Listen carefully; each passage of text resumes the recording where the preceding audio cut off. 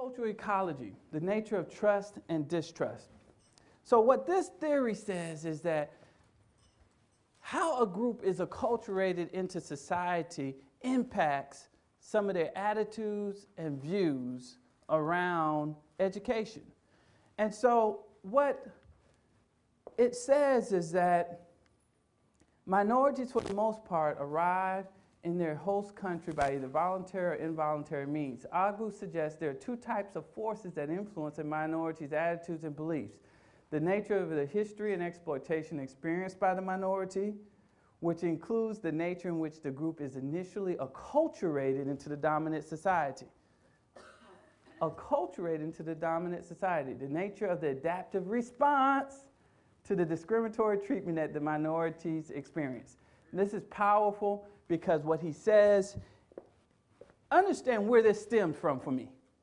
I'm telling you the truth. I had to understand.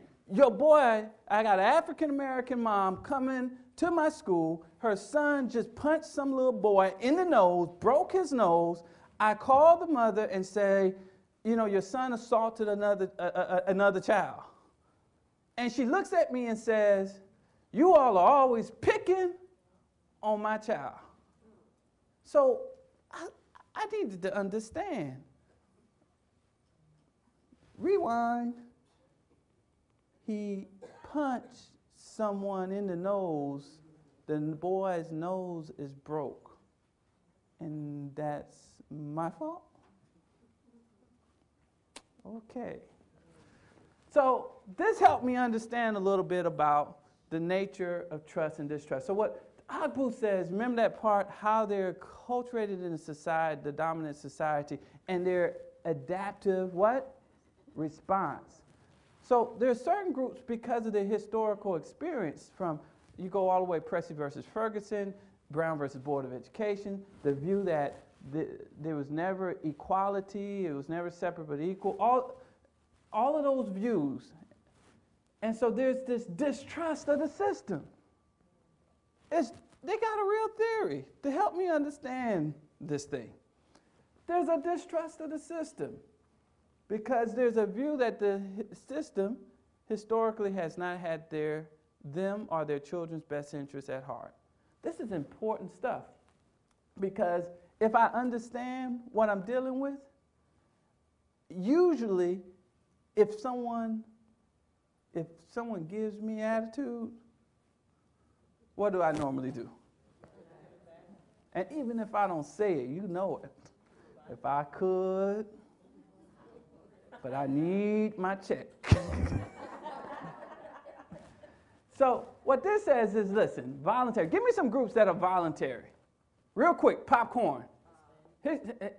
She went to Hispanic. Hispanics are the only groups that's right there in the middle. Let me break it down. Voluntary are those who are here as a result of political freedom, financial gain, religious freedom.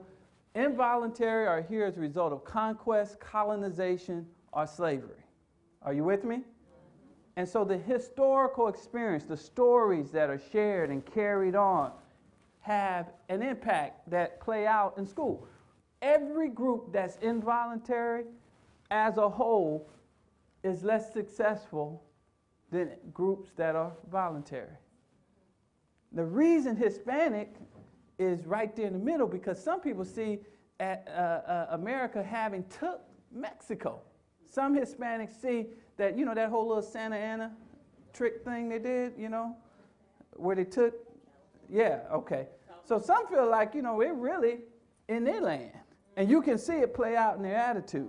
So voluntary have a greater trust of the system. So give me some groups that are voluntary. Irish, Asian, all those. Asians are smart. Yeah, Asians are smart. All Asians, okay? He said all of them. Okay, she just lumped everybody the same, all European Americans. Okay, what else? What about Nigerians?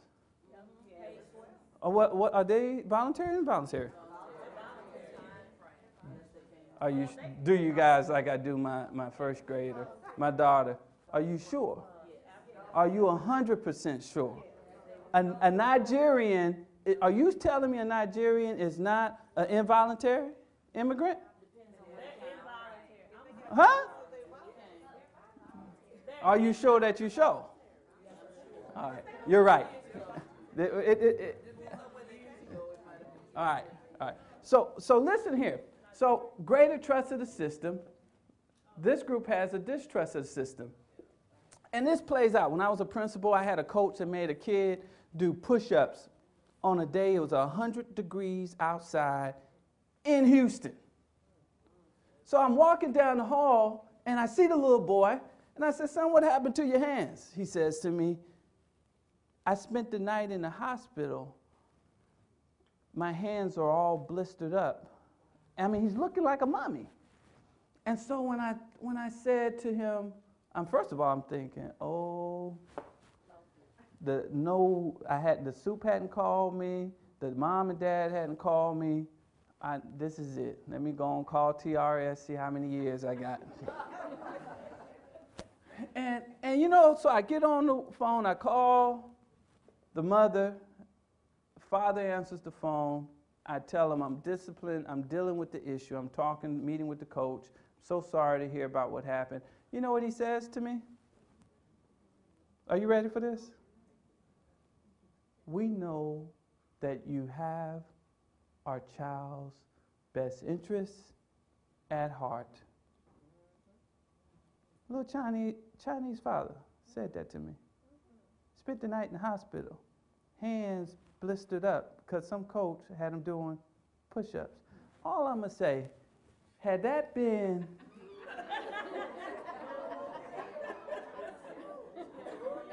up in here, Channel 2, Fox, they would have raised Marvin Zindler from the dead.